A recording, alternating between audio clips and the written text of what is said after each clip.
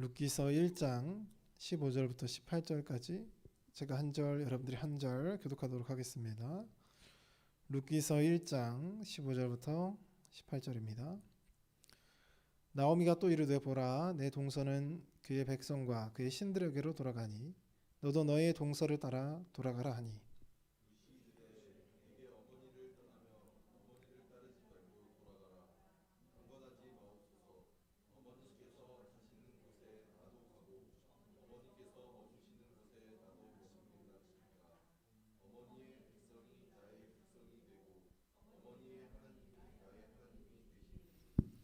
어머니께서 죽으시는 곳에서 나도 죽어 거기에 묻힐 것이라. 만일 내가 죽는 일 외에 어머니를 떠나면 여호와께서 내게 벌을 내리시고 더 내리기를 원하나이다 하는지라. 나오미가 룻이 자기와 함께 가기로 굳게 결심함을 보고 그에게 말하기를 그치니라. 아멘. 할렐루야. 오늘도 이렇게 이 오후 예배 가운데 오신 여러분들을 주님의 이름으로 환영합니다.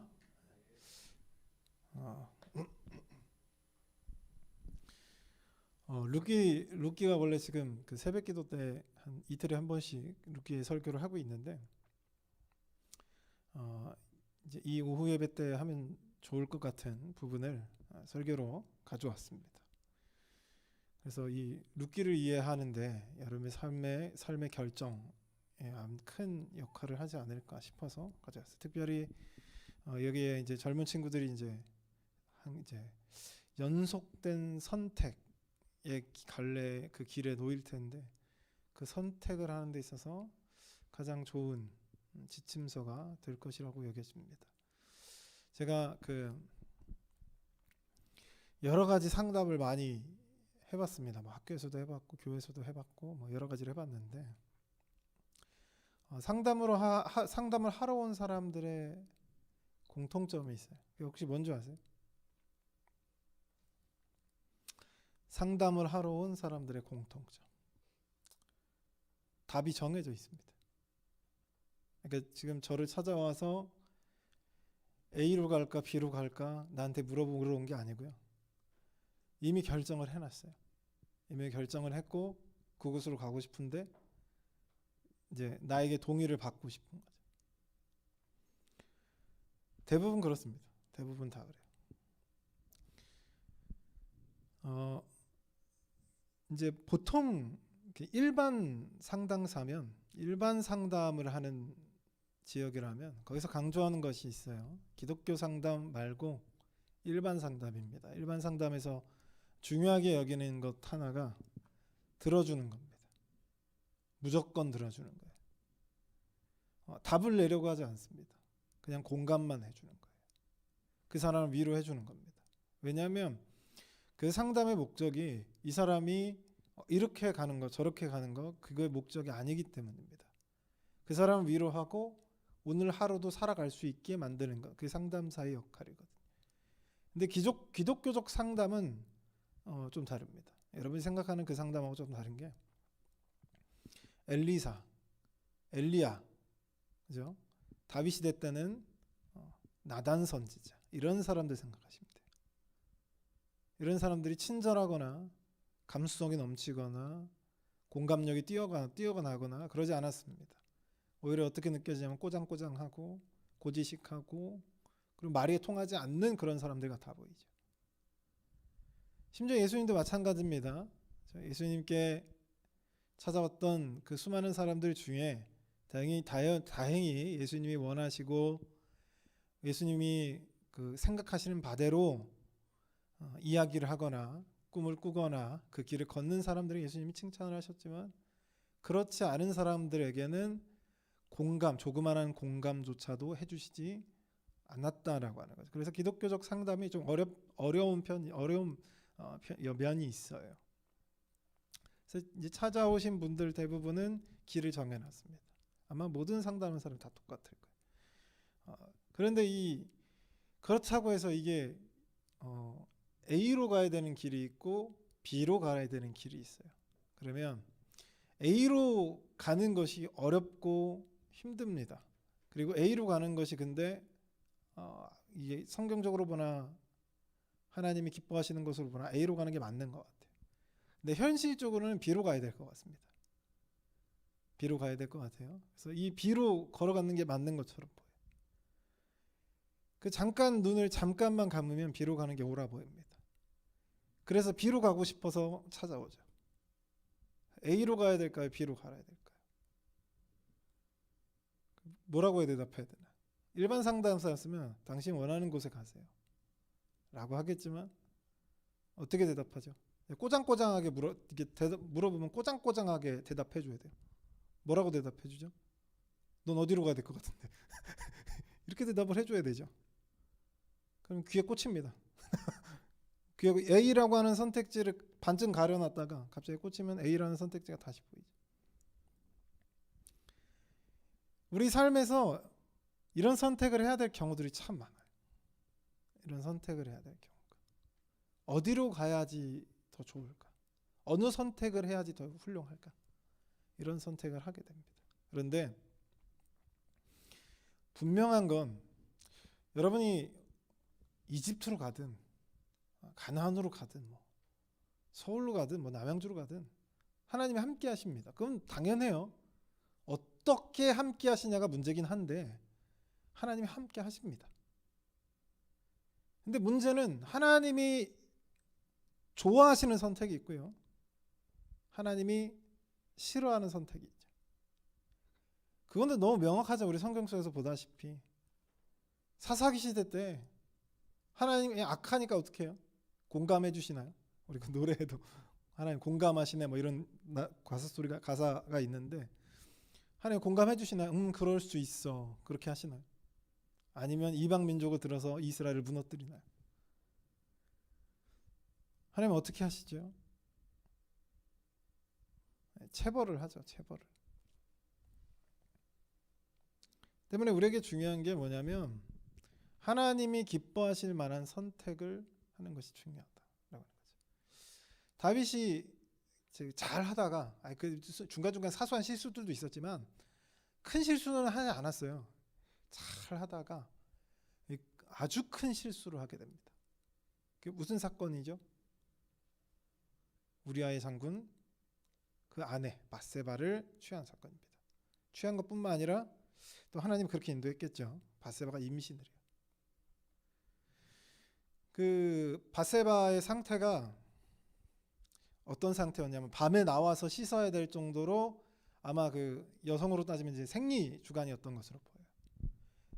그때는 이제 사람들이 있을 때 씻을 수가 없으니까 밤에 나와서 씻은 거예요. 다윗 유혹하려고 그 달밤에 나와서 씻은 게 아니라 아무도 없을 시간에 나와서 씻은 겁니다. 아마 다윗도 그 사실을 알고 있었고 그때 가장 안전한 때라는 것도 알고 있었겠죠. 그런데 하나님은 밧세바가 임신하게 만드세요. 그리고 그 밧세바를 통해서 나온 아이가 죽게 만드십니다. 다윗을 하나님께서 그때 책망하시죠. 그에게 내린 그에게 내린 벌이 있어요. 결국 다윗은 어떻게 되냐면 자기 아들에게 그 왕권을 빼앗겨 쫓겨다닙니다. 그리고 왕자들의 혈육끼리의 어떤 그 사륙이 일어나요. 그게 하나님 내리신 벌이었습니다. 다윗은 그러지 않았어도 됐는데 그런 실수를 했을 때 하나님이 엄격하게 벌을 내리시더라라고 하는 거죠. 근데 그렇다고 우리가 하나님이 다윗과 함께 하지 않느냐? 함께 하니까 그렇게 하시는 거예요. 함께 하니까. 관심이 없는 친구들은 그 사람들이 뭘 하든 하나님이 크게 관심이 없습니다. 그 사람이 살인을 하든 거짓말을 하든 사기를 치든 관심이 없어요. 그러나 하나님이 관심 있는 사람은 하나님이 철저하게 매를 들죠. 오늘 룻기의 시대가 어떤 시대냐면 사사기의 시대입니다. 우리가 사사기의 시대라고 하면 우리가 한 가지 떠올려야 돼요. 지네 마음대로 살았다라는 걸 떠올리면 됩니다. 자기네가 옳다라고 생각하는 것을 선택하고 살았어요. 지금의 시대하고 다르지 않습니다. 자기가 옳다라고 생각하는 것을 선택했어요. 하나님은 각자 왕이 없으므로 각자 자기의 옳은 소견대로 행하니라라고 되어 있는데 그냥 막 이야기하면 자기 마음대로 산 거예요. 자기 될 대로 살아간 거죠. 하나님 이렇게 얘기한다 저렇게 한다 이런 게 의미가 없었던 시대입니다. 그런 시대 때 당연히 하나님이 여러 차례 이스라엘을 힘들게 하셨죠. 보통 사사기에 나와 있는 하나님께서 내리신 벌은 뭐였냐면 이방 민족들이 쳐들어오는 것이었습니다. 그래서 미디안하고도 싸웠고, 미디안하고 누가 기드온의 300용사죠. 미디안하고도 싸우고 블레셋과도 싸우고 여러 민족들과 싸웠어요. 사사들이 하나님 그 민족들을 일으키셔서 이스라엘을 치신 거죠. 자, 이 시대예요. 근데 하나님이 이 룻기의 때는 어떻게 벌하셨냐면 흉년을 드리겠습니다. 흉년. 그러니까 먹을 것을 없앤 거죠. 그죠, 도현 씨? 이거 빼세요. 네. 목사님 자는 거를 볼 수가 없어. 미안해. 자려고 하면 조금만 태세를 갖춰도 목사님이 눈에 띄기 때문에 안 띄는 것 같지만 다 띕니다. 핸드폰 보는 거 안 띄는 것 같은데 다 띄어요. 어른들은 뭐라고 할 수가 없으니까. 3살 버릇이 8까지 간다고 여러분의 습관이 그렇게 들면 안 될 것 같아요. 어른들 있으니까 목사님이 이렇게 점잖게 얘기하는 거지 3층에 있었으면 큰일 났어요. 그죠? 주지 마세요. 아시죠? 네. 지금 이 시대 때 하나님께서 흉년을 들게 했고 이 지금 가나안에서 살아가고 있던 한 가족이 자기 고향을 떠나서 어디로 가냐면 모압으로 갑니다. 모압은 이스라엘 동쪽쯤에 있는 나라예요. 모압으로 가요. 왜 갔을까요? 선택지가 2개가 있었습니다. 가나안에 남는 것 그리고 모압으로 가는 것. 자, 이 선택지가 어떤 걸 기준으로 지금 이루어지냐면 가나안에도 흉년이어도 먹을 것이 없어도 내가 가나안에 가나안에 있겠다. 이게 첫 번째 선택입니다. 두 번째 선택은 내가 모압으로 가면 어떻게 해요? 거기는 흉년이 없어요. 하나님 아주 절묘합니다. 뭐 그렇게 이스라엘 땅과 그 가나안 땅과 모압 땅에 그렇게 멀지도 않은데 모압은 흉년이 없어요. 모압으로 가면 지금 갖고 있는 재산을 가지고 모압으로 가면 잘 먹고 잘 살 수 있어요. 오히려 성공의 기로가 보일 수 있습니다. 기회의 땅이죠. 왜냐하면 당시에 모압은 이스라엘의 대적이 되지 못했고 이스라엘 사람이 모압으로 간다고 하면 어느 느낌이냐면 우리나라가 베트남으로 가서 환전을 해가지고 더 많은 땅을 사고 더 큰 기업을 세우고 이런 느낌이라고 보시면 돼요. 그래서 기회의 땅인 거죠. 모압은. 지금 이스라엘은 지금 흉년 때문에 망해가고 있는 시즌입니다. 근데 모압은 계속 성장하고 있겠죠. 모압으로 건너가야 되는 거예요. 자, 이게 두 번째 선택이었어요. 여러분은 어떤 선택을 하실까요? 이 두 가지 선택 중에서 보통 두 번째를 선택을 합니다. 아닌 것 같은데 저를 포함해서 우리는 두 번째 선택을 하고 싶어 해요. 자, 그렇게 해서 이 한 가정이 이와 같이 모압으로 가요. 그 사람이 누구냐면 엘리멜렉과 나오미입니다. 많이 들어보셨죠? 룻의 시어머니인 나오미예요. 그리고 두 아들을 데려가는데 두 아들의 이름은 말론과 기론입니다. 이렇게 넷이서 모압 땅으로 간 거예요. 꿈을 품었겠죠. 지금보다 더 큰 부자가 될 거라는 생각과 더 큰 희망, 기대를 품고 모압 땅으로 갔을 겁니다. 그냥 당시 지금이야 뭐 이민 이런 게 쉽지만 당시에는 이민 이주를 간다. 이것은 큰 결정입니다. 정말 확신이 서지 않는 이상 움직이지 않아요. 그래서 아브라함이 대단하다는 거예요. 정말 확신이 들지 않으면 떠나지 않습니다. 근데 이 나오미의 가정이 엘리멜렉의 가정이 확신이 들었겠죠. 그래서 건너갔어요. 어디로요? 모압으로요. 모압으로 건너갔습니다. 그 모압으로 건너갔는데 거기서 이 표현들을 좀 잘 봐야 돼요. 제가 새벽기도 때 이 단어 3가지를 가지고 얘기했는데 이제 한글로 얘기를 해드릴게요. 이 1절 마지막에 보면 모압 지방에서 거류했다라고 표현합니다. 처음에 거류했다라고 표현해요. 이 거류했다라고 하는 이 한글의 히브리어 원어는 어떤 뜻이냐면 잠깐 거주하는 거죠. 그 보통 우리가 여행을 떠나면 호텔에 영원히 묵질 않잖아요. 그죠? 하룻밤 묵었다라고 표현하죠. 그럴 때 쓰는 표현이에요. 하루 잠깐, 길어봐야 한 달 뭐 이 정도 머물 때 잠깐 머물 때 쓰는 표현, 거류하다라고 표현을 써요. 한글에는 명확하게 이렇게 해석을 안 해놨지만 히브리어에서는 잠깐 거류하는 것처럼 얘기를 합니다. 근데 이제 좀 바뀌는데 2장 마지막에 보면 모압 지방에 들어가서 거기에 살더니라고 되어 있습니다. 아까보다 좀 장기적인 의미에서 체류라. 이제는 그 전까지는 호텔을 빌렸다면 이제 호텔을 좀 사는 거죠. 그러더니 마지막 4절쯤에 보면 10년쯤 지났다라고 되어 있는데 그들이 거기에 거주한 지 10년쯤이라고 되어 있습니다. 거기는 이제 뭐예요? 토박이처럼 살고 있는 것을 표현합니다. 거기 이제 지역 사람인 거예요. 이해가 되시죠? 이 3가지 표현이 거기서 그냥 살았다라고 표현을 하면 되는데 살았다라는 표현의 히브리어가 3 표현을 다른 단어를 가져와서 사용해요. 그래서 점차적으로 그 지역에 처음에는 그냥 잠깐 있으려고 했다가 그런 뉘앙스로 풍겼다가 그 다음에는 조금 장기적으로 보는 것 같더니 이 3번째는 이제 뭐냐면 뭐 가나안 땅이 뭐 흉년이 그치든 말든 상관없이 이 땅에서 그 모압 사람들처럼 똑같이 정착하고 살아가는 거죠. 그 간단한 증거가 하나님께서는 분명히 이방 여인과 결혼하지 말라고 했습니다. 근데 이 2 아들이 다 누구하고 결혼하죠? 말론과 기련이 누구하고 결혼해요? 모압 여인과 결혼합니다. 이제 어떤 사람이 돼? 모압 사람이 됐어요. 모압 사람이 됐어요. 근데 하나님이 그렇게 내버려 두지 않죠. 그들이 스스로의 정체성을 상실합니다. 스스로 하나님의 백성, 난 이스라엘 사람, 이걸 잊어버린 거죠. 정체성을 잃어버린 거예요.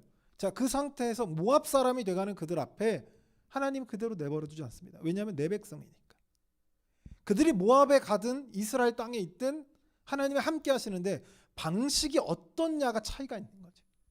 모압 땅에 있는 그들에게 하나님은 어떻게 역사하냐면 아비멜렉이 죽습니다. 여러분 아비멜렉이라고 하는 뜻이 아비멜렉이 아니죠. 엘리멜렉이라는 뜻이 여러분 뭔지 아세요? 엘리멜렉. 히브리인들은 이 사람의 이름에 큰 의미를 부여해요. 엘리멜렉 무슨 뜻이냐면 하나님은 왕이시다라고 하는 표현입니다. 성찬 씨 뭐라고요? 엘리멜렉이 무슨 뜻이라고요?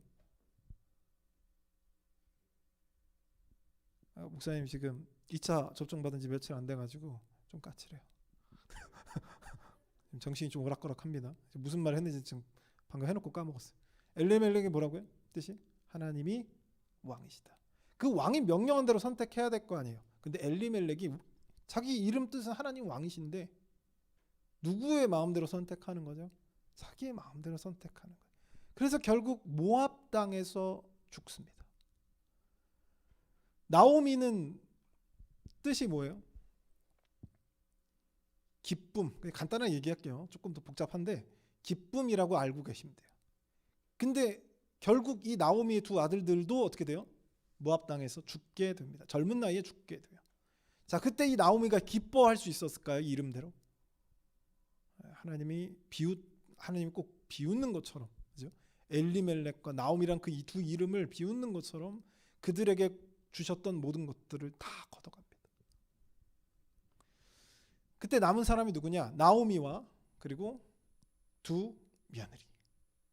하나는 누구예요? 룻이고 하나는 누구죠?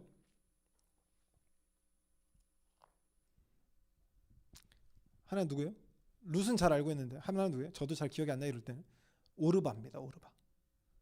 기억할 필요는 없어요. 자, 이 오르바하고 룻이 그리고 나오미 이 셋만 남게 된 거예요. 근데 당시 요즘에는 뭐 요즘에는 그 남편이 죽으면 그냥 자동 이혼이잖아요. 자동 이혼이라서 그 집을 떠나는 거지만 당시 시대는 그렇지가 않았어요. 어머니가 놓아주지 않는 이상 이 며느리들은 그 집을 떠날 수가 없습니다. 이런 상황이에요. 결국 하나님이 그들은 큰 꿈을 뿜었죠. 부자가 되고 거부가 되고 아브라함처럼 요셉처럼 야곱처럼 큰 인물이 돼야겠다라는 생각을 가지고 모압을 갔지만 이 남자 집안에 남자가 없다라는 당시 시대에 일을 할 수가 없고 관리를 할 수가 없고 재산을 쌓거나 유지할거나 그럴 수가 없는 사회예요.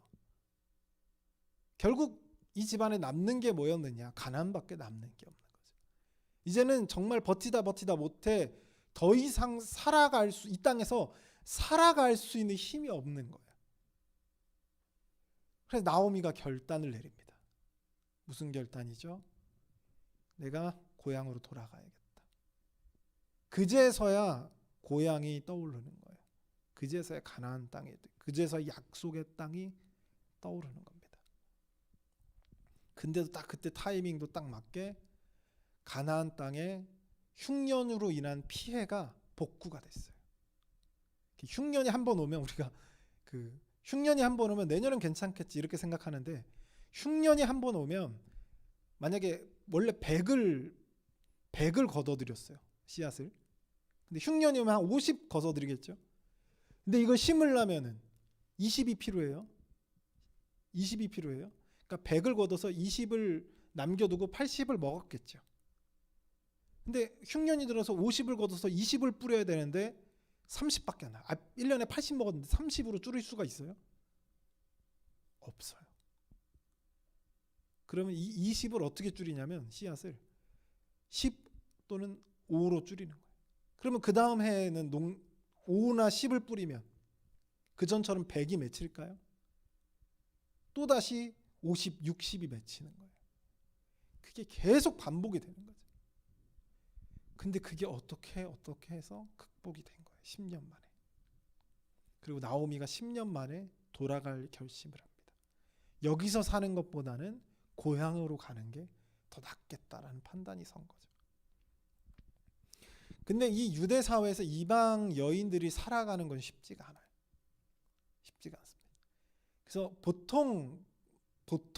그 당시에 보통 시어머니였으면 며느리들이 없으면 어떻게 해서든 젊은 여자들이 뭘 어떻게 해서든 해서 먹여 살릴 수 있잖아요, 시어머니를.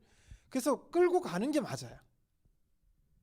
그런데 여기서 나오미가 그래도 하나님의 백성들답다라고 생각되는 게 나오미가 시어머니가 며느리들을 놔주려고 하는 거죠. 자, 그때도 이 선택지가 생겨나게 됩니다.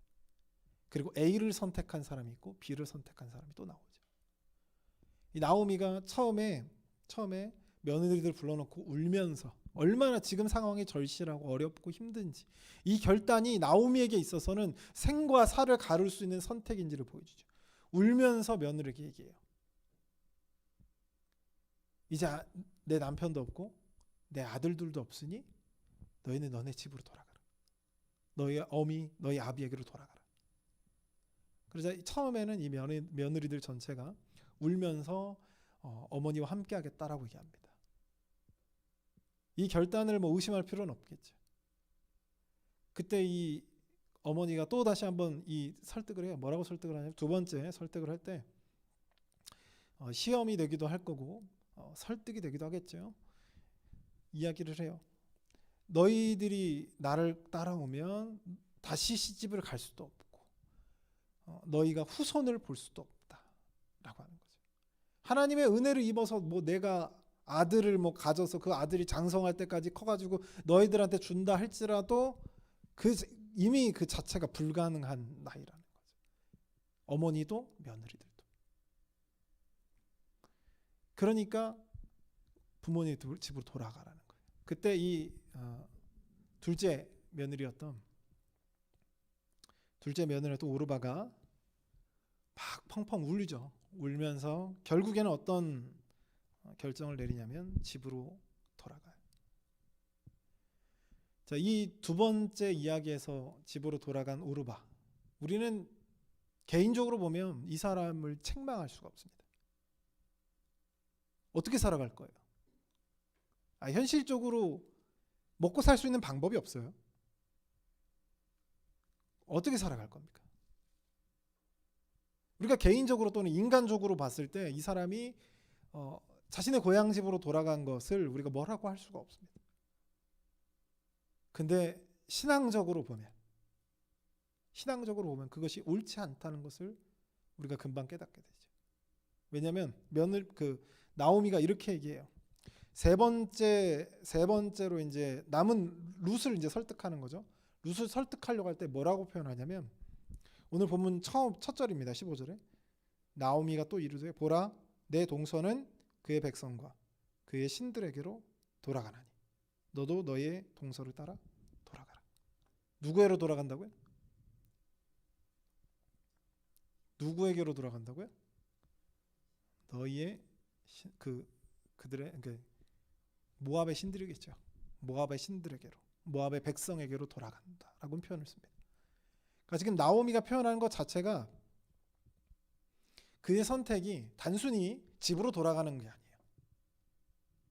어떤 선택이냐면 그 선택은 그냥 엄마 아빠로 돌아가는 그런 선택이 아니라 하나님을 떠나 다시 모압의 신들에게로 돌아가는 거죠. 이 신앙적으로 보면 절대 이런 선택을 해서는 안 되는 거죠. 개인적으로 보면 이 선택을 존중해 줘야 됩니다. 상황이 그러니까. 그런데 신앙적으로 보면 이건 옳지 않은 선택인 거죠. 도현아 뒤에 있는 친구들 좀 깨워라. 다들 이렇게 수면제를 밥 먹고 뭐 식구 쪽에 오니까 그죠? 정신 차려주세요. 여러분 깨우다 보면 이제 설교 시간이 길어집니다, 그죠? 이제 한 명당 2분씩, 그죠? 한 명당 2분씩 길어져요. 그래서 결국 이 오르바의 선택은 개인적으로는 우리가 비판할 수 없지만 신앙적으로는 그가 옳지 않았음을 우리가 이야기할 수 있죠. 그리고 이 A의 길을 선택하지 않고 B의 길을 선택했던 룻은 뭐라고 얘기해요? 세 번째 나오미가 야 너의 동서는 그들의 신과 그들의 백성에게로 돌아갔다라고 얘기했을 때 룻이 뭐라고 고백하냐면 이렇게 고백하죠. 어머니가 가시는 곳에 나도 가고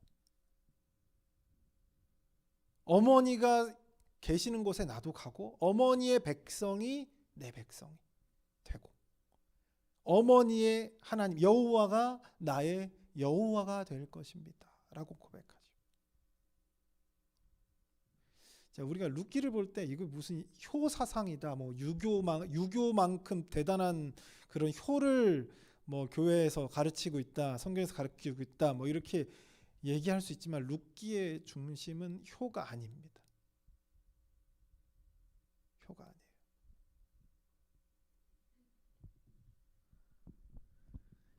무슨 얘기인지 이해되시죠? 룻기의 주제는 효가 아닙니다. 당연히 효도 담겨 있겠지만 그건 당연한 거고 효가 아니에요. 그러면 룻이 왜 나오미를 선택해서 보세요. 집으로 가면 다시 시집을 갈 수 있어요. 그러니까 이 시어머니가 보냈다라고 하는 것은 뭐 육체적으로 그렇지 못하지만 그 시스템 그 당시 사회 시스템적으로는 처녀로 취급을 받아요. 다시 돌려보냈으니까 아이도 없는 상태고 때문에 처녀로 취급받아서 금방 또 결혼을 할 수가 있습니다. 그리고 당시 룻과 오르바의 나이가 아무리 많이 봐도 20대 초중반이에요. 그럼 다시 시집을 가고 싶겠죠. 아니 그래야 뭐 자식도 낳고 가정도 생기고 가정이 생겨야 미래가 생기죠. 당시 시대에는. 그런데 이 동서였던 오르바는 합리적인 선택을 했습니다. 인간적인 선택을 했어요. 그래서 고향집으로 돌아갔죠. 근데 룻은 효를 따른 게 아니라니까요. 왜 나오미를 따르는 순간 가난은 당연한 거예요. 미래도 당연히 없죠. 미래도 없습니다. 자기를 뭐 책임질 사람이 없잖아요. 남편도 없고요. 자녀도 없어요. 지금의 시대도 만약에 내 부모도 없고 나를 책임져줄 남편이나 자녀가 없다면 지금 시대도 서글퍼요. 근데 당시 시대는 어떻겠냐는 거죠. 그걸 룻이 모르는 바가 아닙니다. 근데 룻이 굳이 시어머니를 따라가겠다는 거죠. 말도 통하지 않는 그 나라에 가서 말도 통하지 않은 민족들과 섞여서 그들의 여호와 하나님이 내 여호와 하나님이 되고 그들의 백성, 어머니의 백성이 내 백성이 될 것이다라고 어떤 확신을 가지고 따라갑니다. 왜 그런 확신을 따라갔을까요? 이런 고집이에요. 너무 비합리적인 선택이잖아요. 아무리 봐도. 왜 나오미가 그럴 수밖에 없었냐? 그가 그 집에서 살면서 여호와 하나님을 보게 된 겁니다. 그거밖에는 답이 없어요. 그가 이런 선택을 할 수밖에 없는 거예요. 이미 동서가 떠나갔어요. 이미 동서가 떠나갔으니까 나도 떠나갈 수 있잖아요. 원래 처음에 그 물고가 쉽지 않습니다. 근데 물고가 튀면 금방 갈 수 있어요. 동서를 통해서 물고가 튀었잖아요. 그럼 자기도 얼마든지 죄송합니다 한마디 하고 그냥 눈 깜깜고 가면 돼요. 그럼 미래가 보장돼 있죠. 근데 룻이 가지 않습니다. 왜냐하면 자기가 가는 걸 그도 인식을 했겠죠. 그건 모압의 신에게로 돌아가는 거고 모압의 백성에게로 돌아가는 겁니다. 지금 이 룻의 고백은요, 신앙 고백이에요. 나는 누구 백성? 이제 모압 백성이 아닙니다. 나는 어떤 백성이에요? 이스라엘 백성, 하나님의 백성입니다. 나의 신은 누구예요? 모압의 신이 아니라 이제 여호와 하나님입니다. 라는 고백인 거죠. 그런 말도 안 되는 선택을 했던 것이 룻입니다. 실질적으로 이 나오미와 룻이 고향집으로 돌아서 떵떵거리면 잘 살았어요? 주워 먹었어요. 쉽게 말하면. 농사 이제 벼를 베잖아요. 벼를 베면 당시 부자들만 그랬어요. 가난한 사람들은 그렇게 좀 먹고 살기 좀 힘들거나 그런 사람들은 빡빡하거나 그런 사람들은 그럴 수가 없습니다. 부자들이 벼를 베면 일부러 남겨놨어요. 떨어진 것들을. 요즘엔 기계가 쫙 베버리니까 뭐 남는 게 없겠지만 당시에서는 이렇게 치다 보면은 몇 개 이렇게 떨어지기도 하잖아요. 알갱이들도 떨어질 거고 이파리기들 통째로 떨어져가 흙이 묻을 거고 그럼 그거 언제 씻어요? 그렇게 안 했단 말이죠. 그래서 부자들은 일부러 남겨놨어요. 그러면 가부들, 고아들, 당시에 가난하고 어려운 사람들이 그것을 주었습니다. 주인의 허락을 받고. 부자들은 일부러 좀 남겨뒀어요. 좀 아름다운 풍습이 있었지만 이 나오미와 룻도 결국 어떻게 했냐면 이거 주워 먹고 살았던 거죠. 얼마나 좀 비참했겠어요. 젊은 나이에 20대 초중반이나 됐던 이 나이 때에 남의 밭에 구걸하듯이 들어가서 좀 줍게 해달라 라고 하는 게 얼마나 비참했겠습니까? 근데 그런 삶을 산다니까요. 근데 마지막에 가보면 이 현실이 어떻게 바뀌는지 하나님이 단 한 번도 직접적으로 등장하지 않아요. 룻기에 등장해 루사 잘했다 등장해서 나오미야 잘했다 잘 돌아왔다라고 얘기하지 않습니다. 한 번도 하나님 직접적으로 등장하지 않아요. 근데 우리가 룻기를 읽으면서 하나님께서 이들을 어떻게 인도하시는지를 우리가 볼 수가 있죠. 결국 여러분 룻이 당대의 부자였던 보아스하고 결혼을 합니다. 그리고 그 보아스는 이 나오미의 친척이에요. 참 우연적으로 만났는데 우연히 둘이 또 결혼을 하게 되는데 그 보아스와 룻을 통해서 이방 여인 모압 여인이죠. 모압 여인 룻과 보아스를 통해서 누가 나오게 되냐면 다윗의 할아버지가 탄생합니다. 이 놀랄만한 역사를 하나님이 룻기를 통해서 서술하고 있는 거예요. 아무 희망도 없어요. 그 나오미가 다시 베들레헴으로 돌아왔을 때 뭐라고 얘기해요? 나오미가 돌아왔다. 나오미가 기쁨이란 뜻이라고 했죠. 그랬더니 이 동네 사람들 나오미가 돌아왔다. 나오미가 돌아왔다. 그러니까 나오미가 뭐라고 하냐면 내 이름을 더 이상 나오미라고 하지 말아라 라고 얘기합니다. 나는 지금 기쁘지 못하고 어떤 상태죠? 절망과 희망이 없고 모든 것이 끝난 상태인 거예요. 그러니까 날 나오미라고 부르지 말아라. 근데 이 상태가 그들이 생각했던 그때 당시 상태는 그 상태였지만 하나님이 그것을 역전시켜 놓았어요. 우리가 봤을 땐 우연인 것 같고, 우리가 봤을 때는 우연을 겹쳐서 정말 천운에 가까운 그런 확률을 꿰뚫고 그런 일이 일어난 것 같지만, 우리가 룻기를 믿고 있는 우리는 그것이 너무나 당연한 거죠.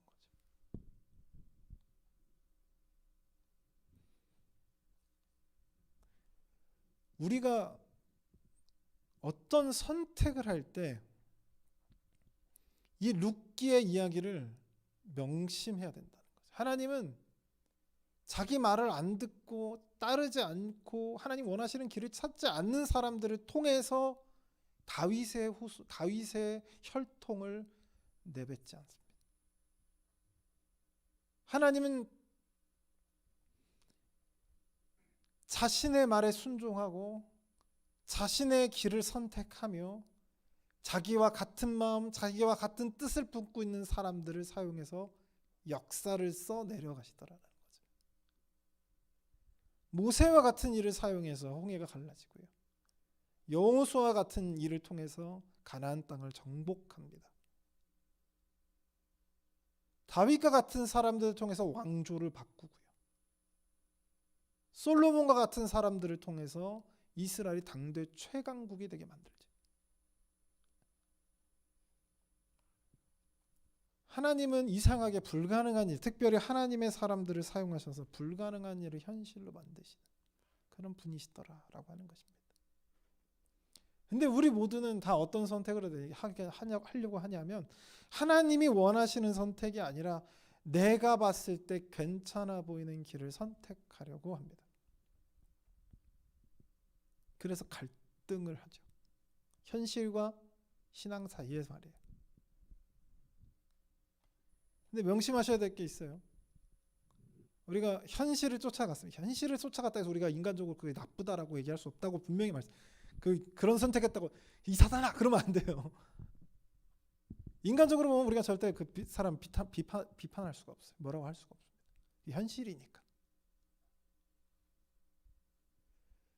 그런데 그 선택을 했을 때 하나님이 어떻게 하시냐면 그 사람을 계속 딴 길로 세잖아요. 여러분의 자녀 같으면 어떻게 하겠어요?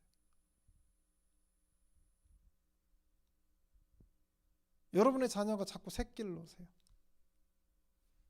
담배도 좀 피고요. 술도 좀 하고요. 그렇죠? 범죄도 좀 도둑질과 같은 좀도둑 범죄질을 좀 하더니 이제 막 사이즈가 점점 커지기 시작합니다. 여러분 같으면 어떻게 하겠어요? 매라도 들어야겠죠. 강력한 체벌이라도 해야겠죠. 그렇게 해서라도 그 아이를 원위치로 돌려놔야 될 거예요. 하나님도 어떻게 하시냐? 처음부터 그렇게 하지 않으세요? 그죠? 처음에 이렇게 설득했다가 저렇게 설득했다가 이렇게 말했다가 저렇게 말했다가 이 사람을 통해서 알려줬다가 저 사람을 통해서 알려줬다가 근데 이 모든 게 다 소용이 없으면 어떡하죠? 그 모든 것을 다 소용이 없고 점점 자기가 누군지를 잊어버려요. 그리고 이방 사람들과 똑같이 됩니다. 그럼 하나님 어떻게 해야 되죠? 강력한 매를 들어야겠죠. 돌아올 수밖에 없게끔 해야겠죠. 남편을 잃게 만들고 자식을 잃게 만들어야겠죠. 그래서 자신의 미래이자 희망이라고 생각했던 모든 것들을 다 걷어가요. 싹 걷어갑니다. 그제서야 그 사람이 어떻게 해요? 그제서야 베들레헴으로 돌아오잖아요. 한 가지 명심해야 될 게 있어요. 하나님이 여러분과 함께 하십니다. 여러분 어떤 선택을 하고 어떤 길을 가도 하나님이 여러분과 함께 할 거예요. 근데 어떤 사람은 매맞지 않고 옳은 길로 가고요. 어떤 사람은 평생을 매를 맞고도 흔들리는 거죠. 여러분 하나님이 원하시는 선택을 하시길 주님의 이름으로 소원합니다. 오르바와 같이 선택하는 사람이 아니라 룻과 같이 선택할 수 있는 사람. 오르바처럼 현실적인 선택이지만 신앙과는 반대되는 선택이 아니라 현실과는 반대되지만 신앙적으로는 옳은 룻처럼 선택하는 여러분이 되시길 주님의 이름으로 소원합니다. 기도하겠습니다. 사랑의 하나님 아버지, 오늘 룻기 1장 전체의 말씀을 우리가 살펴보았습니다. 이 고도의 문학적인 작품을 우리가 살펴보면서 나오미의 선택과 엘리멜레의 선택, 그리고 오르바의 선택과 룻의 선택, 그들의 선택 속에서 하나님이 단 한 번도 개입하거나 직접적으로 그들에게 명령하거나 불쾌하거나 기뻐하거나 이런 감정들이 나타나 있지 않지만 그 속에서 하나님이 역사하시고 계심을 우리가 두 눈으로 보게 됩니다. 하나님, 우리의 삶 속에서도 하나님 직접적으로 얘기하시지는 않지만 이와 같이 인도하시고 계시다는 사실을 우리가 꼭 기억하고 우리가 하나님께 매맞기 전에 하나님 원하시는 길, 하나님 원하시는 선택을 할 수 있는 그런 사람들 될 수 있도록 붙잡아 주시옵소서. 이 모든 말씀 우리와 함께 해주실 줄 믿으며 예수 그리스도의 이름으로 받들어 기도드리옵나이다. 아멘. 우리 찬송가 410장 찬양께 전합니다. 찬송가 410장입니다.